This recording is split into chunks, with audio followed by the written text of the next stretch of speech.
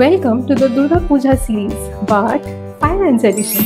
এইবার পুজোর 5 দিন আমরা ভরপুর এনজয় করব আর ফাইন্যান্সের ব্যাপারেও রোজ অনেক কিছু জানবো। তাই চলো স্টার্ট করি। যেমন পুজোর 5 দিনকে আমরা শুধু একটাই জামা পরে কাটাই না, ঠিক তেমনি আমরা শুধু একটা কোম্পানির স্টকসই কেন কিনবো? আমরা কি শুধু একটা প্যান্ডেলেই ঘুরতে যাই? না, আমরা বিভিন্ন প্যান্ডেলে ঘুরতে যাই, বিভিন্ন রকমের ঠাকুর দেখি। ঠিক তেমনি ইনভেস্টমেন্টসের ক্ষেত্রেও আমরা যদি বিভিন্ন কোম্পানির ব্যাপারে না জানি, যদি এক্সপ্লোর না করি, তাহলে আমাদের গ্রোথ হবে না।